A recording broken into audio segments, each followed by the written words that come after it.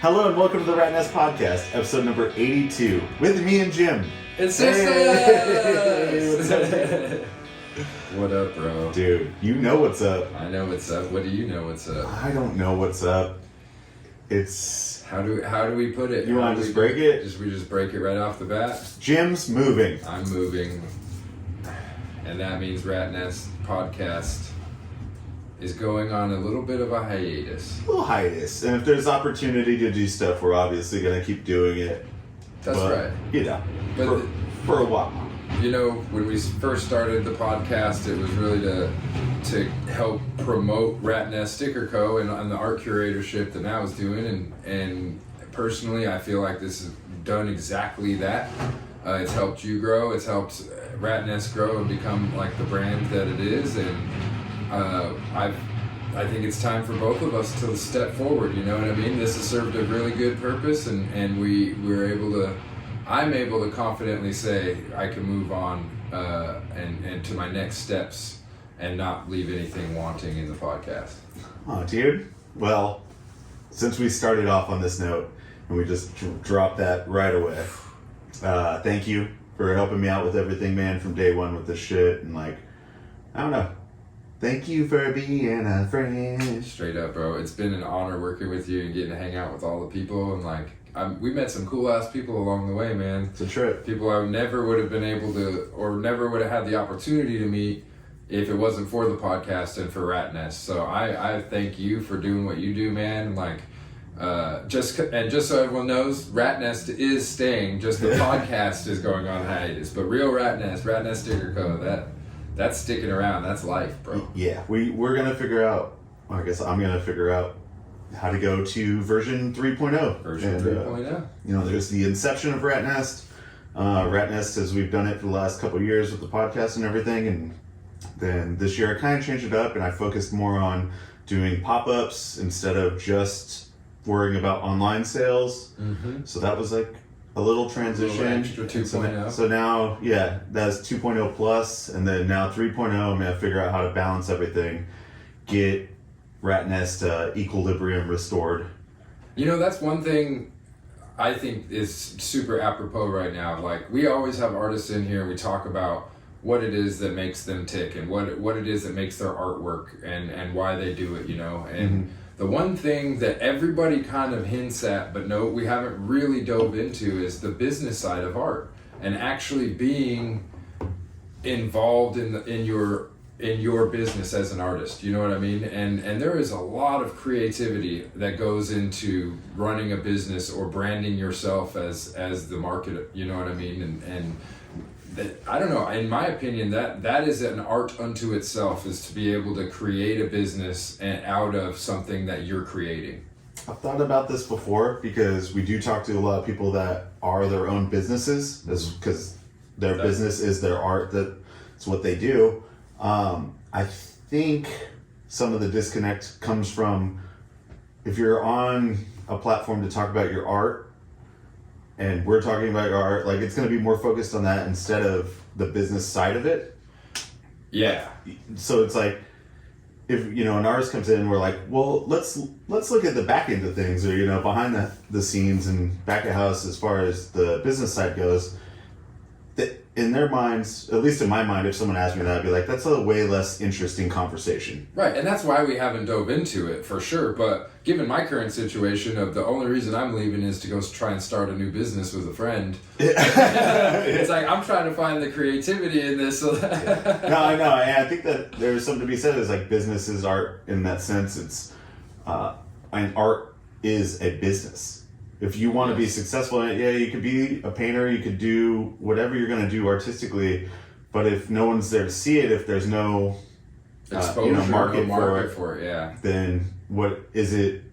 If you just do it for yourself, amazing. If you want to make a living off of it, you have to kind of savvy up a little bit. Yeah, you have to be. You wear your accounting hat, and you wear your CEO hat, and then you wear your sales hat, and you do everything just like you're running your own business. And it's the worst. It is the worst. Yeah. Numbers and all that stuff. Like, some people get off on it. I understand a lot of it, but it's not exciting. It's not fun to go through the paperwork and see, okay, I owe people, or I made this much, or this is month to month or year to year and stuff. It's interesting, but when you get into numbers and you see a spreadsheet that is done perfectly and gives you the right answer, it's like art, man. It paints a picture that is like so perfect that I guess, but I think it's more the art for the person that does it. Like an accountant, like a really good like accountant or like numbers guy. When they put that all together, that's like them making their work for the show. Yeah, exactly. So it's like, all right, the meeting's on Tuesday. I'm making these things, and just like and then you get to present it like art. It's not for everyone though. An accountant that does a perfect spreadsheet and goes and presents it to an artist, it's going to be lost on them. But they present it to another accountant, and they're like, "Oh my God, this is beautiful. Yeah, this is amazing." It's like for somebody. It's specific type.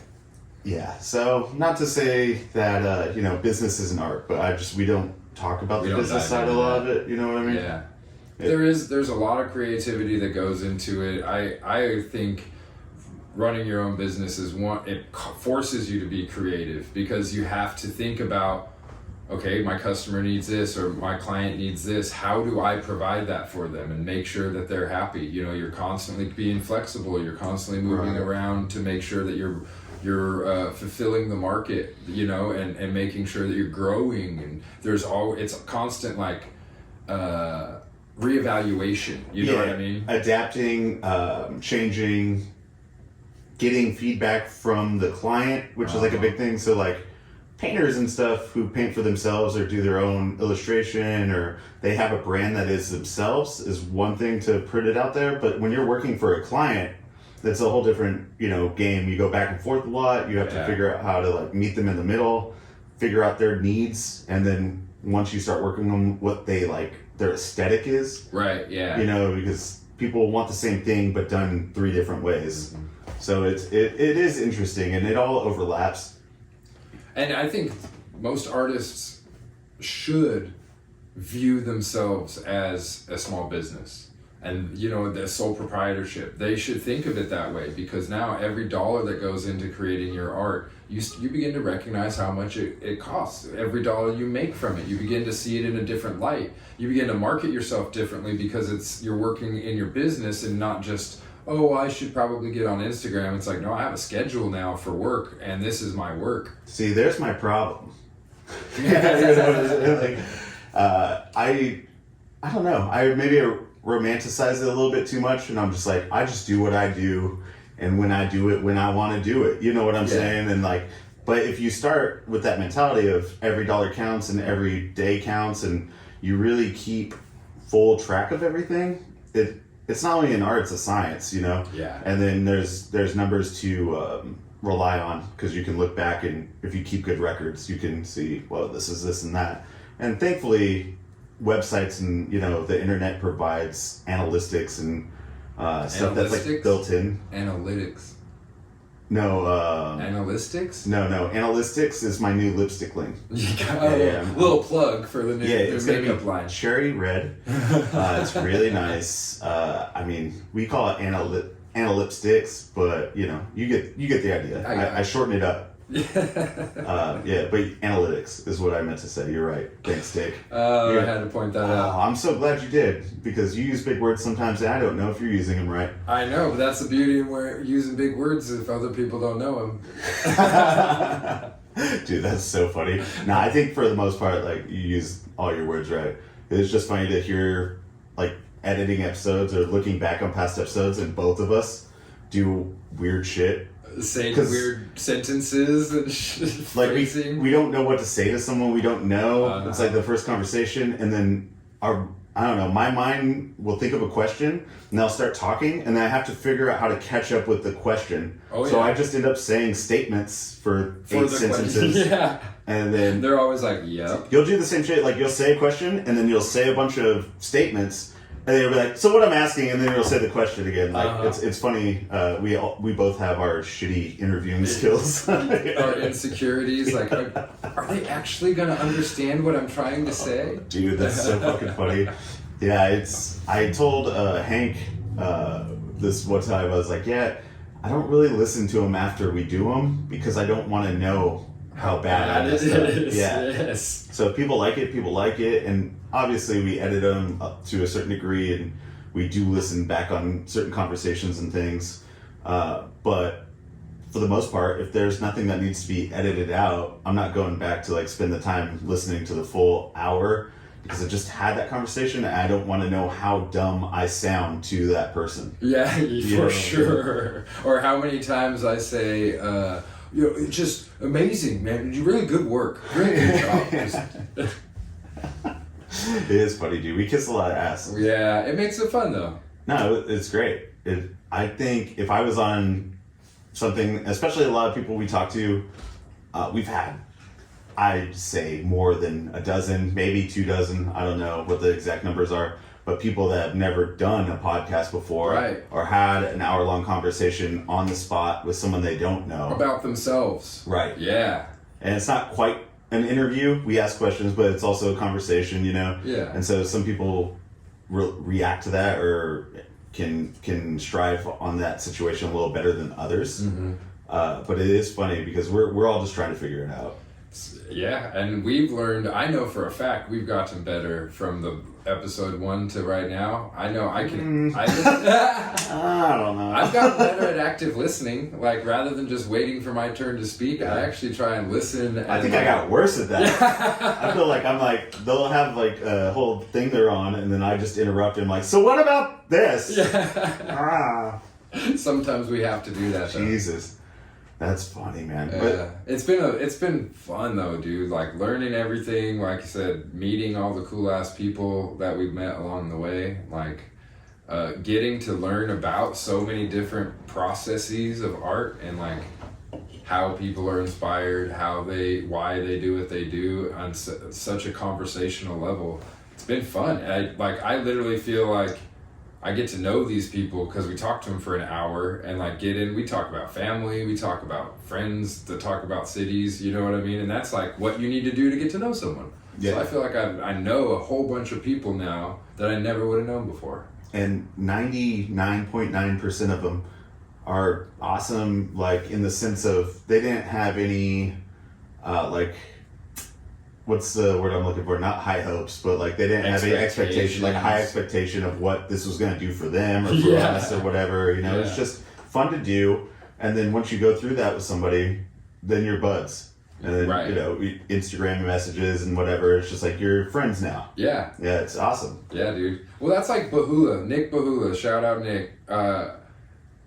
Lived in Redlands. I've lived in Redlands for a decade. Dude does art around town. Never really got to know him until we started doing pop-ups with him. And now I've seen the dude twice in the last 3 days, just out at bars, and great guy to know, great guy to say what's up to. That kind of interaction too. You never would have. That low positive, just what's up, bro. That feel good when you're out and about. Pop-ups for sure, man. I mean, I wouldn't know 90% of the people I know where I live if it wasn't for RatNest and Blue Hill Studios and Bloody Gums doing pop-ups and working with us and inviting me to do shows and all that stuff. That's how I met the majority of the people I know out there, and it's amazing. And if you don't have a little community, or you're starting off, which we'll talk about in a second, you're just, sometimes you feel like there's no route to it. Right. Yeah, and you have to just spin the wheels to see where it goes. You know what I mean? Mm-hmm. And yeah, I don't know. Luckily, whatever wheels we spun, I feel like have been beneficial to me as a person. You know what I mean? Going through all of this shit. Oh yeah. It's been great. That rules. I always think about that because we've known each other for the better part of 20 years now. Yeah. Right. Pretty damn close. Yeah.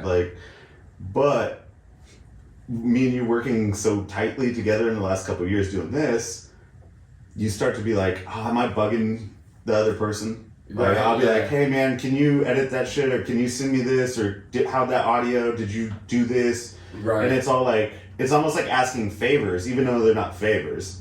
But that's working together. It's like, hey, I need you to do this so I can do this. Or I hit you up hey, I need a title card for this, or whatever it is. We have our jobs, and if that needs to get done, it's like, hey, I need you to do this. Luckily, that responsibility to me is motivating. You know what I mean? Yeah. If I'm like, oh, I just have to do it and no one gives a shit, I'll do it whenever. But if you're like, hey bro, I need that shit the episode edited, I'm like, okay, I need to go home and take time out to do this so I don't let Matt down or let the listeners down. And we've probably let the listeners down more than anything. Every episode. Straight up. They don't care. No, I don't know, man. I think we bit off a little bit more than we could chew. Yeah, I just didn't realize how much we were biting off. With 2 people and the amount of work that goes into something like this, like most people have crews that work with them, at least a couple guys on deck while they're recording.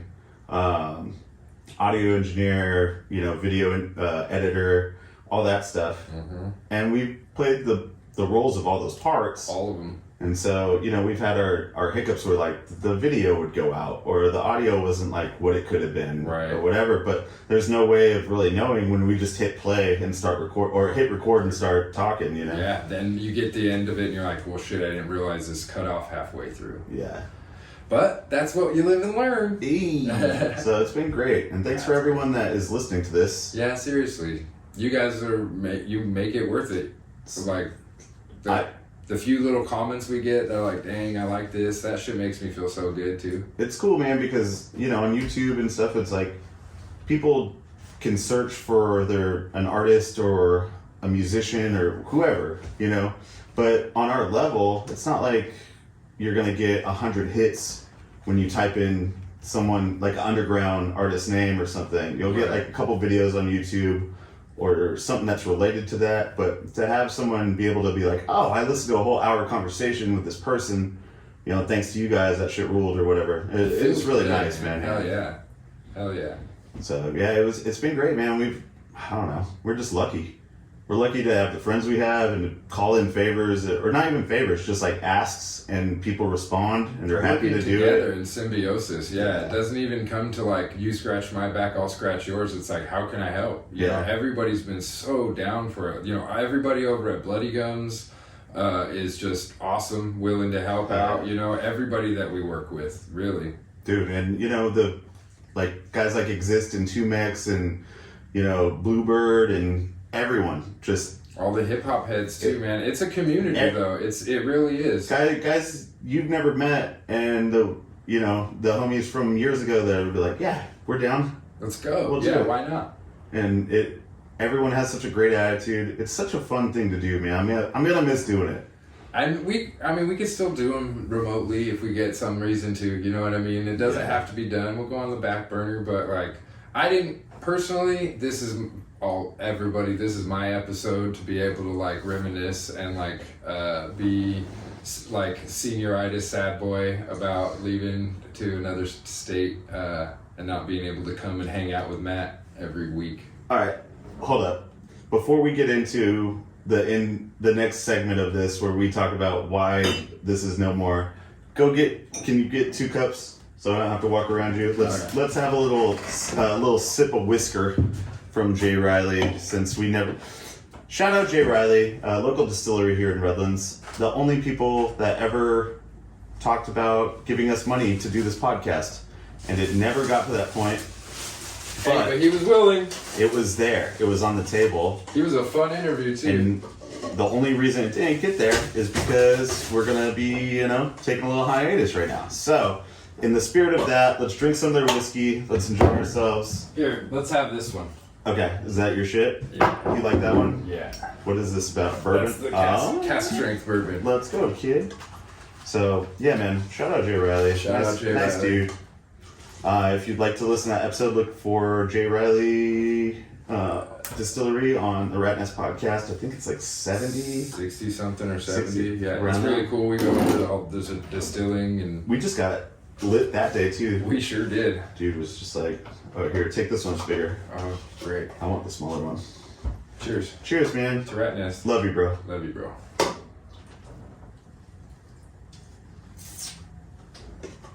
I don't think you're supposed to shoot that. No, you're not. Definitely supposed to sip it, but it's all right. 100 proof blue corn whiskey, I think. Yeah, so it's got a little more heat. Well, heat. We talked about it. Got a little sweet. Yeah. So normally bourbon's 51% at least, but 100% Only a few distilleries do that. We need to pause. Yeah, welcome back. Jim, did you just No, I didn't. We were talking about business, and I got a call about a new business, and I had to take calls. it. Well, that segues perfectly into why you're moving. Yeah. So let's talk a little bit about why you're leaving Paradise for Middle America.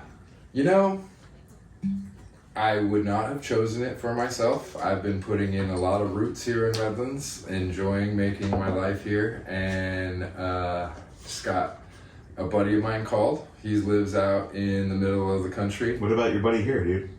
We tried starting a business, but we haven't gotten any money in yet. Damn it. I forgot about that. I forgot money pays bills. Yeah. I got a call from a buddy, and he was like, hey, I got this opportunity. I want to start a business, but I don't know how. Like, will you come out here and help me out? It was a good opportunity, and I think the money's going to be worth it. So, And anyone listening, we don't have to go too much in depth, but just so they're like, why are they calling Jim? Jim runs his own business. Jim has always had his own business, side hustles. RatNest being something that you help out with and you are a part of, but it's not a business like you would normally take on.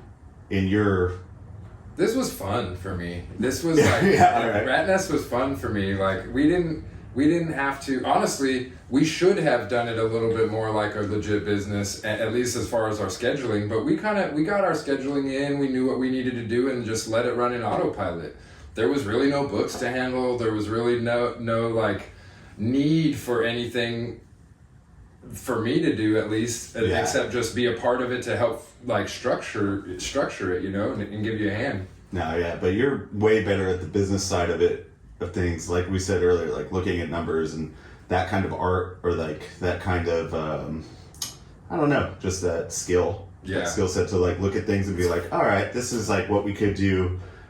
This is what is beneficial and not beneficial. Doing break evens and profit and loss reports for like projections of starting a new business is one of the most fun fucking things to me in the world. You like that? I love it. I like creating spreadsheets about all the information I get and like putting it all together like artistically and wanting to see all of the equations in Excel like work. You brand it in the corner with like the logo and shit. You already know. Like this is the final touch. This is the wax stamp. The part to me where my creative side and my like numbers side, or like what? Well, like both come together. So like I'm with this new business, I've already got a logo and branding ready to go. Like we don't have to pay anybody to do all like any of our artwork. Is it good though? I mean, I think it's all right. I'm the one that did it. I haven't seen it, so I just threw it out there so we'd have it like. And the creative side lends so much to the business side when it comes to that, because now you don't have to pay somebody to create a branding logo. Now you don't have to pay somebody to build your website or to do these things if you already know how to do all of that. And it lends to being so much more personable and personal when you're in your business, rather than just, oh, I'm doing this to make some money. It can actually become like your baby, you know what I mean? Yeah. And by your baby, you mean the baby that makes you money instead of the one you spend money on by having a baby. Yes, exactly. No babies here. Yeah, we were just, hanging out with some friends yesterday, and, all our friends are adults and have kids and families in real life. Yeah, professionals, and it's cool to think that we didn't do that. Have kids. Hey, let's stand up. We were able to go to the bar yesterday at 2 p.m. No kids. And not have kids to worry 2024. about. That's our slogan. No kids 2024. Who do you want to win in 24? I don't care. I just don't want kids. And to all of you that have kids, by all means, you should do it, because I'm not. And people need to have kids. It's completely rewarding, and I understand it. I love my nieces, nephews, friends' kids, everyone's kids. Oh, yeah. But I also like not having the responsibility of having children. Right.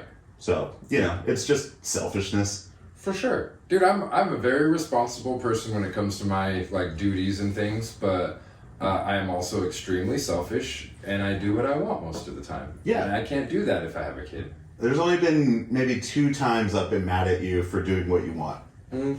And it's just because I had something specific in mind like that day. And then Oh man, I don't Let's even know how go, to put bro. this. Let's go. No, I'm just thinking about it. This is time. Let's I get it can't. all out I don't there. know if I can name them, what times they were, but I just remember a couple times being frustrated in the last year and a half or whatever. So that's a good record, bro. I think that's a couple pretty times good, for everything considering that I we do do whatever together. I want, and it's only pissed you off twice. Yeah. So you got a good track record. But those 2 times, I was like, this motherfucker. I was just so mad, dude. I was like, and then I thought about it later. I was like, he was just being a normal person. And I'm pretty sure I came back in like, yeah, I do what I want. And it Dude. just pissed you off even more. Oh, I was like waiting for you to be like, I'm so sorry, dude. And I you never did. Yeah, I didn't realize I was doing Son of a anything. bitch. I was just being me. But I think that's great. I think that's important, and it's just me, like my selfishness being like, why isn't he worried about like what I'm worried about? But Like, that's in why this- we in work this so moment, well in yeah. RatNest together, is because you worry about different shit than I worry about, and somehow we cover it all. Like we said earlier at lunch, like you are an ideas guy and like a doer. You're like a workhorse. Yeah. For me, I'm like a visionary and like a director. You know what I mean? That's where I thrive. So that I think we work symbiotically perfect together like that, because we come up with the ideas together. You have an idea, you don't know how to do it. I say this is how we do it, and boom, we have a direction and we go. You know? And if there's an idea that we come up with that isn't good, we both start looking at it and go, nah, Right, this ain't it. This Yeah, ain't yeah. it. This isn't what we need to focus on. Yeah, we're not so stubborn where it's like, we had an idea, it has to be done. You Yeah. know what I mean? What's funny is that for being a business that doesn't make money, like, you know what I'm saying? Like, we break even at best. Yeah. And like, we're not worried about profit margin or the bottom line or any of that. We don't go off on too many crazy ideas. You Yeah. know what I'm saying? Like, we could, like, companies that you hear like that, they're like, oh yeah, they just did all this wild shit and then they failed. Yeah. Man, I it's think like- the wildest shit we've done is just traveling across the country Yeah. to do pop-ups. Yeah, like we didn't really need to do that. No. But it was we amazing. needed it. Yeah. The RatNest didn't need it, but we needed it. Hell yeah. And saying yes to every pop-up that I'm invited to, and, you know, doing these shows and doing shows in San Diego or whatever, traveling back and forth to, you know, Tijuana to pick up stuff from Luke, Chuck, and Charles, like, we put in work Yeah. that Traveled some miles, man. it definitely adds up, but it doesn't seem like work when you're having fun like that. I think the hardest part about the trip to North Carolina was the red-eye flight there. I know. Because it was during COVID when there was no alcohol for sale on any flight, and we were across the country Yeah. with a shitty layover in Denver. You also hadn't flown that far in a In a long, very long time. I was You were- anxious as shit. In a weird space, and I Sure was like, was. "Come on, dude, this is gonna be fun." You're like, "Don't, no, not right now." I don't want to leave. But once we got there, we got them biscuits. Oh god, Dude. that was a good morning. Let's go. That was a good morning. We looked like crackheads just tapping at a chicken and biscuit place at like 5:35 in the Are morning. y'all open yet? They're like, "It's 6, get away!" Leave. Damn red eyes. Nah, that was amazing though. How much fun did we have? A lot of fun. And then Hank, like, dropping in on that fool. Yeah, I know. We've talked about this. Is probably the story we talk about the most. Is hanging out. But it's out there. because it's the RatNest, like, that was the story of RatNest. Yeah, That's that's so much fun. so good. And then all the times we've gone up to San Francisco and Oakland, and those times Absolutely. have been a blast too, man. Yeah. Again, Bloody Gums crew. Method Makers, Method dude. Makers, Shout out. Everyone, Neil. everyone does their own hustle, and then when the hustles meet up, it's fun. Hell yeah, man. Yep. And that's how community builds, is when everybody starts out doing their own thing and then groups together, and then that group goes out and works with other groups, and then those groups kind of work together, and then that symbiosis of that group works with another group, and then that works together, and like it just eventually you realize, holy shit, I know 100 people that do the same thing as I do, you know? Dude, I'm so thankful for it. You know, Yeah, it's awesome. everyone gets behind each other and supports each other, and as individual artists, that happens as well. But there tends to be a coalition, or I don't know if that's the right thing to say, but there tends to be like a group of, when it's kind of more of a business. So it's like, oh, I know you're doing this business. Like RatNest is not my personal art. Right. So yeah. it's like, oh, I know you're doing RatNest and you want to promote that, so we're going to invite you to this thing. So it's not just you know. It's not just Matt Paramo representing Right. you. Now you're representing 30 other people or however many. Because sometimes, you know, as an individual artist, you're like, oh, I don't have enough pieces for that. I don't know how if I can fill a whole table. Right. Like I got other stuff going on that day. But when you're a business or a collective or whatever term you want to use where multiple artists are involved, it lends itself to doing those kind of events because you're like, yeah, I got like 10 people's stuff. Like Right. let's support I everybody. could fill a whole wall if you needed Yeah, to. Yeah, I got more. Like, you know, Right, yeah. a table, no problem. Yeah. But yeah, I know that struggle because when I was young and I was just like, I'm gonna just paint, and it's like, yeah. But then what? You just have a room full of paintings. Once you start getting them out there and marketing them, I just wasn't a good painter. I'm still not a great painter. You know what I mean? I just was idealistic and was like, oh, I'm just gonna do what I do, and everyone's gonna think it's the coolest shit. Yeah. And then you learn pretty quickly, like, yeah, you gotta get better at what you're doing. Right. Yeah. You gotta hone your craft. Yeah, I mean, I'm still not a good painter, but at least I'm a decent enough painter where people will involve themselves with RatNest. Yeah. Nah, dude, you have some dope pieces. I swear, I've got more of your art hanging on my wall in my house than anyone else. Or I did before I took it all down and packed it. That's just because I was like, do you want this? But wanna I take would have this said one? no if I didn't like it. Take this. I don't have any room. I gotta go. Let's talk about that, bro. What's up? So you've been collecting art for years. Mm-hmm. You know, prints and paintings and stuff from our friends, and you know, some bigger pieces and some smaller pieces. And how did you, when you're getting everything ready to move, what did you look for the pieces that you were going to keep and take with you? So I'm using this move as a purge. I'm getting rid of everything that I can. Like I'm gonna put just what can fit in the bed of my truck in a little trailer and take that with me. Mm-hmm. So I'm getting rid of furniture. I'm getting rid of everything basically.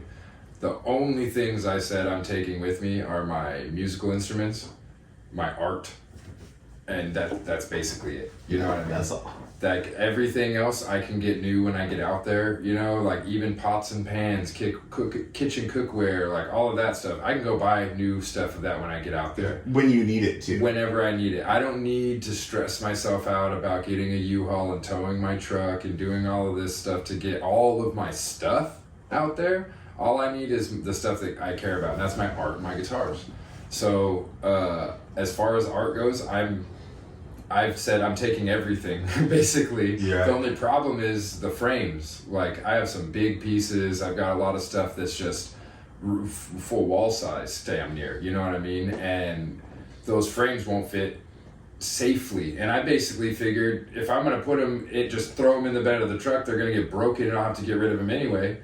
So I'll leave them here with you so you can frame up all your art that you need. And I just rolled everything up into tubes. And anything that was on canvas, I've got just wrapped up and put into the big plastic totes, and that's basically the only thing going in my truck, so I can take up as much room as I need. Oh yeah. And dude, there's a lot of great art. I've been going through a lot of stuff that I've had to take out and take down and replace with new stuff that I've forgotten about, and finding all kinds of older prints from people that from years ago, and it's been a blast. I think I told you. I found, going through boxes in the garage, Sick in Bed Volume 1. The very first one that you did, when you put it together yourself and stapled everything. Yeah, dude. Yeah, I did that probably for the first 6 of them. Yeah. But that is super special to me. Just a little quick backstory on it. Yeah. So Sick in Bed Volume 1 was the first kind of just sketchbook zine that I did when I came back from spending a few weeks in Chicago with Locke Hong, that's right. So he was teaching me how to make silicone molds. He was teaching me how to oil paint. We were doing all these things based around art in his studio. And then, we were just sketchbook drawing and shit at night, whatever. He tried to throw me a medium that had, he's like, you ever done silver on a black piece of paper, just trying to work my mind. And when I got home, I just did a lot of illustrations, and just not great. Like if you look back at it, it's probably garbage. But I remember I was so pumped on it. I think it's 3 pages, like 3 8.5 by 11s stapled together. It's thin. So it's like thin. 12 Yeah. little pages or 12 illustrations or whatever it is. And I sent one to him, and I sent one to like a bunch of people, and I just did that like as a release of excitement and Coming back from that trip. yeah, that emotion sure. and the expressionism, and right. And so I sent them to the people I love, and it's funny because everyone was like, "Dude, keep doing it." Yeah. And so now I'll probably drop Sick in Bed 10 this month. So Sick. yeah, it's been a few years. Yeah. But I usually do like 2 a year, 2 or 3 a year, just like whenever I get them out. And obviously there's a lot more sketchbook art involved in that process, but I just pick the ones I like, whether they're good or not. They always turn out fun, dude. Yeah. And I don't know if it's just because I know you or I know what you're drawing about, because I know your life and what's around you, but I love them. I think they're great. Yeah, I've been, in the last few, I've done a couple collabs, like Hank did one. That's right, Hank got into one. The homie Morgan, a spook, did one. And I think those are the only 2 collab ones actually in the last 3 or 4. But 10's going to be kind of my trip to Japan. Oh, that's going to be rad. Sketchbook drawings, Japanese people sleeping on trains. I did a lot of just... People sketching? Ty? Just people on trains, like, while they're asleep, sketching. Yeah. I think I might call it Sick in Bed, Sleepy Heads. Nice. Yeah, that's a working title, but... I love it. I like it. Do some prints with it, and then there'll be some photos in there and stuff too, but... Yeah, Sick in Bed 1, man, I don't even know who has that. There was probably 10 made. Well, I got 1. Yeah, that's dope. I'm pumped on it. And dude, like that same shit, I've been going through everything, finding so much cool stuff. Like, I went through a box and found a Tim Salmon signed baseball from the World Series in 2002. You know what I mean? Like, I just shit I forgot I had. How'd you get that? Were you at the World Series? Yeah. You went? I did. Game 1 and 2. So God damn! Some people at my church had an inn, and they were working the vendors basically the tents outside in the stadium or whatever where you buy merchandise. Yeah. They had extra set up for the World Series because everybody buys something. So we got to go work, and before the game for like 2 hours, we just sold merchandise and souvenirs. And then during the game, we got to go in for 3 innings and watch the World Series, and then go out and work at the end. What a trip! We got I got a free baseball. I got a jersey. I got a bunch of random swag that they gave us for helping out. Signed by Tim Salmon. No, that one I saw him walking and broke protocol and grabbed a baseball that was just a random fucking baseball that was sitting there, and ran over to him like, "Hey man, I was in my shirt. Like, I know I'm not supposed to do this, but like, can you please sign this?" And he was like, "Of course, son, here you go." And then he was walking with another guy on the team that I don't know who he is, Pep Harris or some is his name. And he just handed it to him, and he signed it and handed it back like, "There you go." And I was like, "Good luck today." Pepe. It was fucking great. Yeah, dude, that's crazy. Those little moments, like when you move. Completely forgot about it until I went and found a little baseball. When you move and you dig stuff up and you're like, "Oh yeah, I did do this." Yep. I found all my yearbooks, like all my old music sheets from church worship band. Like, just everything just comes flooding back, funny. bro. Dude. I'm a sentimental person. I think most artists are, because you want to collect the things that bring you joy or that excite you. Or whatever. It reminds you of something that gives you joy, right? It's like, oh yeah, I can't get rid of this because the homie did this for me. It's just like a sketch on a piece of paper or something, right? That no one ever. It's a bar napkin, but it's like, oh, I'm never getting rid of this because I remember this moment in time, right, when this happened. And to me, my brain always goes, well, I never know when it's going to come in handy. Like, a receipt that you sketched out one time we were with became a MCJC sticker 10 years or 7 years later or something like that. You know what I mean? And it just... I was like, I'll draw you as a little unicorn. No, it was like a horse. You had a dunce cap on. A dunce cap and a big long beard. Yeah. And then I had a horse body. I remember this. And you said, why is my beard braided? I think I still have one. Yeah, I've got a few of them in my sticker collection. I definitely have the other one where it looks more like Obey, black and white. The black and white, yeah.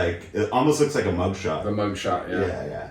I have those for sure, but I think I still have one of the horse ones too. Yeah, that one was everyone's favorite. That's funny. Sticker, everyone loved that sticker. Man. I sent those to my sister when she was a flight attendant, and she would stick them up all over, anywhere that she was. Like, she would have a layover, she'd send me a picture, like, on a random sign in Denver, or a random place in Idaho, or whatever. Just here's MCJC's everywhere. Dude. It's up on New York City subways and shit. Let's go.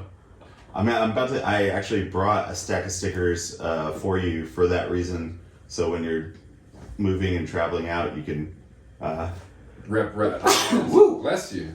Rep them on the way. Yeah. McKinney, Texas needs to see a RatNest sticker. Yeah. Or whatever it is. We need to have just a little QR code so people can go listen along the way. We were talking about that earlier. It was like, it's kind of, we're in the age of graffiti. Like, that's our generation. So you just put your name up, or you put, this icon up, and there's nothing else. That's it. Yeah, and you can't search it online. You don't want to be identified with it. I've seen that before. Right. But like now, people put QR codes up, and they're like, "Oh, this is the whole website." Like, people, I have everything I need right here. We're old, bro. Is that beneficial though? Could be. Could be. I don't know. I don't know. I'm sure it is. I'm sure people now have it way better figured out than we ever did. I know our social media skills are definitely not shitty. Yeah. We don't have 1 million followers on TikTok, I'll tell you that. We don't even have a TikTok. We don't have a TikTok, and we don't even know 1 million people on social media. I thought about doing that. I was like, should I just do a TikTok and we'll do clips of like the podcast, or like sticker drops or merch drops, and just try to get into another lane of social media? Couldn't bring myself to do it. We're too old. I almost hired someone to do it. So, transition, I actually need to get on TikTok? I'm gonna have to, dude. So I've been writing a book. Go on. Like, this whole last year I've been writing a book.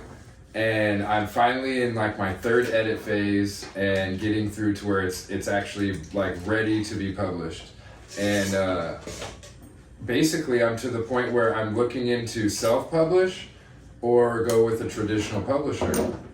And if I'm going to self-publish, I actually have to have a social media presence. Everything says I'm never going to make it, even on Amazon with everything, the tools they are, you have to promote it. I think I told you this before, man.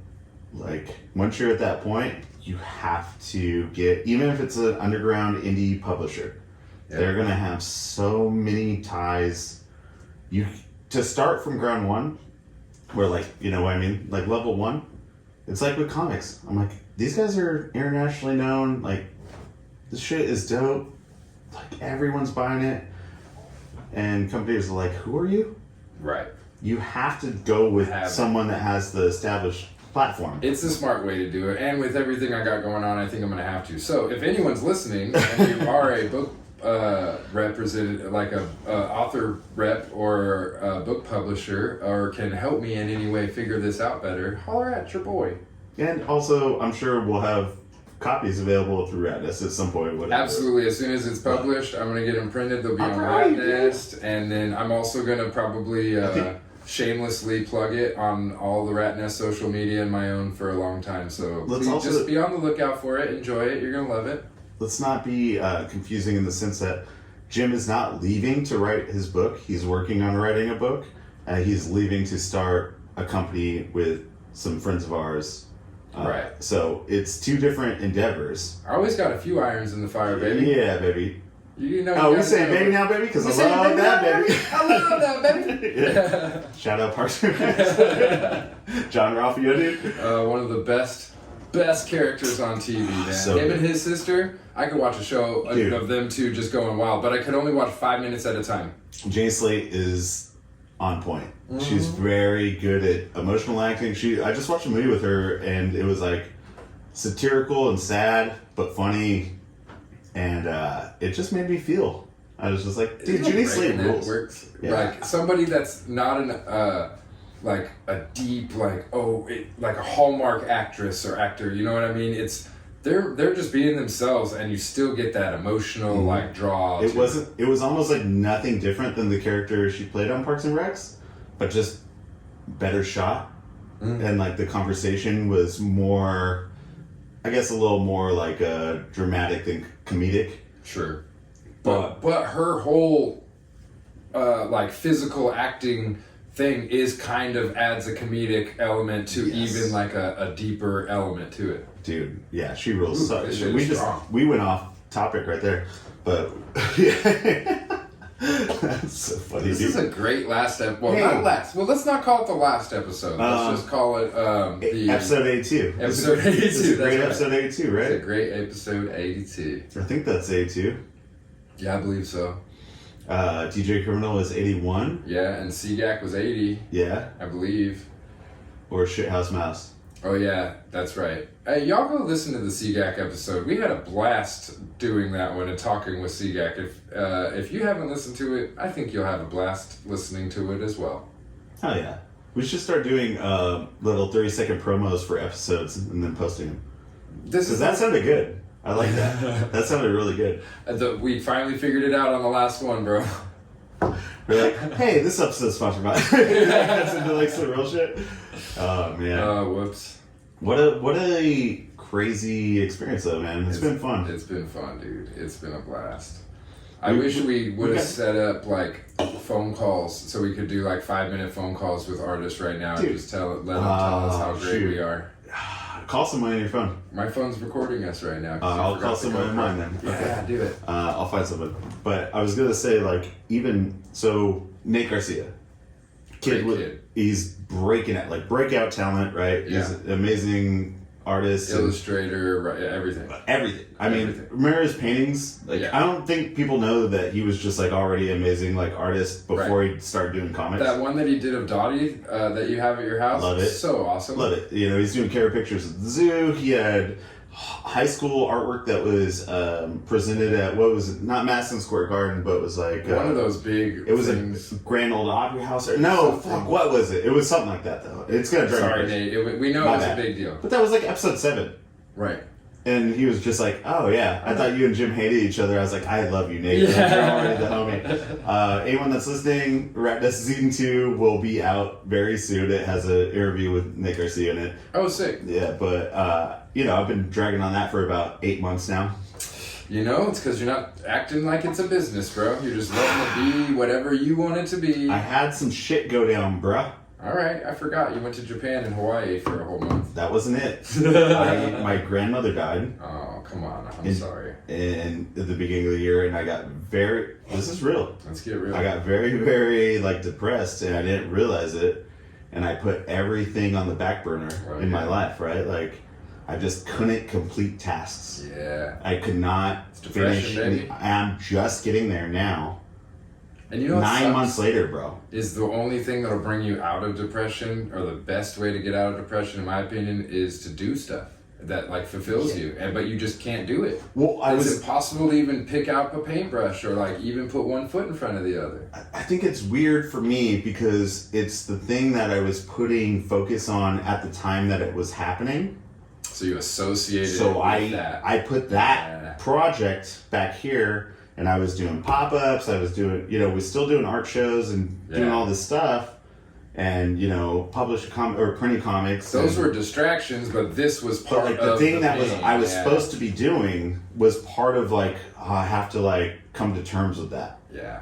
And so that was it's been a rough year for me, man. I'm sorry, self-medicating with drugs and alcohol like doesn't help. No, never does. So you've seen me at fucking some crazy points, like, not to put too much out there, but I get after it. We do. I think we know how to party the right amount when the other one needs to party the right amount. You know what I mean? There's been some times where you show up, it's like, well, like this morning, I was like, bro, you don't have to come out here, like, blah, blah, blah. Like, quit being a bitch. Coming out, and we're going to do this, and it's going to be a good day. It's like, sometimes we just got to do that to each other and make shit better. Totally. And, I do the same thing with you. We're like, oh, I'm doing this, I'm doing that. I'm like, well, how are you looking at it? And like, I'll try to say why the fuck you seeing it like that? You're seeing it like this, but that doesn't matter till tomorrow. Yep, and right now, it's good. Everything's fine. Isn't that true? It's great, dude. That's good friends. Hey. Good friends club. good times with good friends. Good. Oh, you all want to Do It Live CD? New Do It Live CD is coming with every RatNest order for the next 6 months. Or until no, I don't know if anyone's going to get one. But if anyone wants to hear me and Jim's band from 10 years ago, I'll give you a CD. Yeah, just send your mail-in order info to RatNest Sticker Co. on Instagram. Free CDs. And if you have a CD player, you can play it. Or if your kid does, if your kid has a Walkman. Oh yeah, because that shit's vintage now. Yeah, it's all exciting. No one has CD players. No. But a kid might have a Walkman because it's hip. We never did vinyl because we weren't that cool. Nah, we wanted to, but it was expensive. We actually had a vinyl like in the works and like it never worked out. Yeah, that's it was supposed to be a split. It's happening a couple I remember. Good times. Really good times though. I think we're just we did it right, Maddie. I'm sorry, this booze got me now, but now I'm getting all emotional about this. This is Get at me, dude. the last time I'm gonna sit in the studio with you and do one of these. Maybe we should have had more heart-to-hearts instead of just being like, so what do you think about drawing lines like onto the camera to other people, you know what I mean? How does comics work for you? No, I think people probably enjoyed the other version way better than us sitting here stroking our egos and telling ourselves how great we are. I think it's pretty sweet. I feel good. I feel good about it. I just hope it's not boring to listen to. Could be the whiskey. I've got a lot of emotion towards RatNest, if you couldn't tell, and it's all positive. Who's Bert and who's Tom? We're two rats, one nest. I'd have to say you're probably Bert because you have the bigger alcohol problem. Ooh, okay. I'll take it. And Tom, but I'm not very. I think you're both. And that's a deep cut probably for someone that doesn't listen to comedy podcasts either. Oh yeah. Bert and Ernie? Yeah, they're like, Big Bird? Who's Big Bird? Who's Big Bird? Fat Sticks. Yo, talking about fat sticks. How fat are we getting? No, alright, let's figure this out, dude. Let's wrap it up. Let's go have a good time. Let's send you off right. Yeah, let's do a little going away tonight. Is there anything you want to tell anyone that's listening to the end of the episode, which is probably 8 people that listen all the way through? What are you thinking?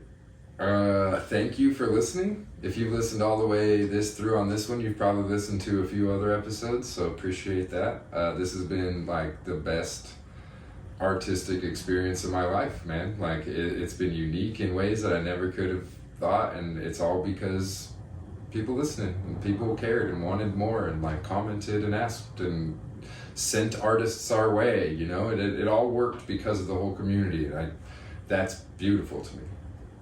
Dude, I don't know if you rehearsed that, but that was nice. Ah, man, it's just speaking from the heart, baby. Do you feel like it's helped you?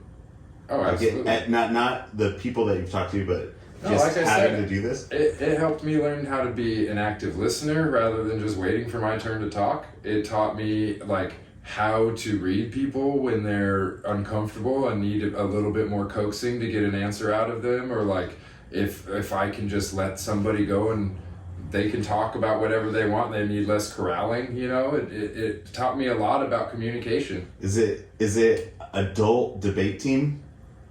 Nah, because we never debated anybody. Right. We would agree. All right. Well, It was like the opposite of debate. hear me out though, because debate you're getting assigned like this side or that side of it, but you still have to know how to argue.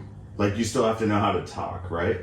I never did debate either, but I'm just saying you don't necessarily have to like be on this side of the debate to be assigned that when you're in high school or whatever. They just like are like you do this, you do that. You so have it to know teaches you how how to to do talk. both, right? yeah. So I feel like that's kind of for me and you. I still say like and bruh and like all that shit a lot. You do a lot less than I. Oh, I still feel like I say it a lot, but I've had a lot of work or a lot more like exposure to public speaking than you have for the law. That's true, and business and everything that I do. Yeah, that's true. I guess this is my 85th hour. You know what I mean? Right. Yeah. You know, we're just clocking in time now. And you're getting good at it, bro. No, I'm not. So what about you? What did this podcast do for you, bro? I don't know. I think as everything I do, and this is gonna sound cheesy and maybe even disingenuous, and I don't mean it to come off that way, but I'm happy to give everyone that we've talked to and everyone that isn't involved into this a platform to throw shit out there. And that's the same as RatNest. Like, I don't for me, I'm not like, I'm the podcast guy. Right. You know what I mean? Like, Yeah. it's just like, I'm stoked to talk to whoever is going to be here this week. I agree, man. So It's been awesome. Yeah, don't forget that I'm gonna write a book, or I'm writing a book, and you're gonna want to listen to it. It's my personal philosophies. I'm gonna do an audiobook and a real hardcover book. it's real preachy. No, it's not. I'm just kidding. I'm just kidding. It's all stories from my life that no. taught me how my personal philosophies about life. In the chapters I've read, it's fucking awesome. Man. I edited it down. It's less preachy now. My editor literally said, "Hey man, you're getting a little too." You shouldn't even admit to that because I didn't think it was preachy. I'll admit to anything. I got nothing to hide. No, but shout out Daniel Trevino for being my editor. That motherfucker has changed my book for the better. Made it readable. It was a whole bunch of thoughts, and now it's actually readable. I love that dude for what he's done. Let's go. Let's go. Fucking T. T is the man. Dude, the guy that drank more than we drink now, and then now drinks more Dr. Pepper or Diet Dr. Pepper or Diet Coke than anybody should drink in life. Planet. Yeah. Yep. Love T. Honestly, dude, I'm gonna hold up the homie real quick. Like, one of the most headstrong willpower people I've ever met. Like, probably had one of the worst alcohol problems I've had ever seen up to that point in our mid-20s, and just cold turkey willpowered his way through quitting alcoholism, and like has an amazing life now because of it. And has just turned his shit around so much. Like, so proud of the dude. And the beauty of it is that alcoholism never defined him. You know what I mean? Like, that's just a part of his life that he beat. And that to me is like, that's a hard thing to get out from under it once you become a drunk, you know? Dude, and not to, I made a joke about it right now because we know the circumstances, but when we hung out back in the day, T never seemed like the one that had the problem to me. Right. You know what I'm saying? But like, he recognized he did, and that to me is the bigger man than anything. That's the biggest thing. Fuck yeah, man. And so when you see that turnaround, and you're just like, see super positive changes in someone's life, you're like, oh shit, alcohol really did have like a play in that. And now we see that, because we partied so much growing up, we see the people that kept on the party path and the ones that got off, and you see the difference, man. The ones that got off, they got families and kids and shit. The ones that stayed on do podcasts. No kids 24. No kids 2024. Dude, it's been a pleasure doing the podcast with you up to this point. It really has. It's been an honor. You're my boy, Blue. I love you, bro. I love you, bro. Yeah, I appreciate you, and keep doing what you're doing with RatNest, and people love it. I love it. Keep doing it. Yeah, let's see. Yeah, we'll see if people keep loving it.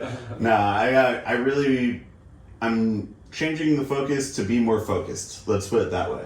I'm with it. Yeah, so I'm still here to help, bro. You know, we can still do this stuff, and you know, if people want to be interviewed and be on the podcast, we're still going to have the setup and be able to do that. Mm-hmm. It's not like everything's shutting down by any means. We're keeping the office. We're doing everything that we've always done.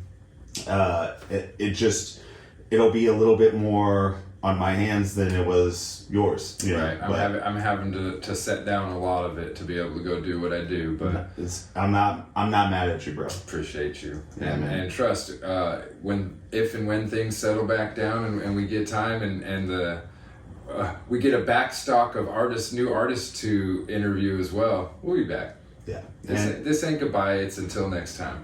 Let me say, I'm proud of you. Oh, shut up. I know. We're really getting down the rabbit hole now. I'm proud of you. And I'm fucking excited for your new chapter. Thanks, bro. This sounds like frat girls, talking. But I love you, and you're my boy. And I wish you nothing but the best. And I know you're going to be successful in everything you do. Thank you, bro. That means a lot. I'm fucking proud of you, too. You're my brother. Wouldn't have had this go with anybody else, man. It's been an honor working with you and getting as close as we have, traveling and having fun together and becoming fucking family, dude. Yeah. Well, now that we're not in the same state, it's even more reason to travel together. That's right.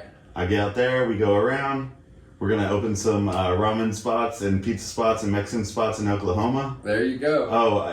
Was that the first time we said it? Oh yeah, it's all right. It's a big state. Okay. I think. I've never been. We'll cut it there. If anyone listened to the end, that's what they get. Yeah, that's the little That's secret. icing on the Now cake. you know where I'm moving to. Hey, this has been another episode of the RatNest podcast. You can catch us sometime in the future for more podcasts and interviews with your favorite artists. Go to RatNest Sticker Co. for stickers, prints, zines, and more. Jim, Farewell.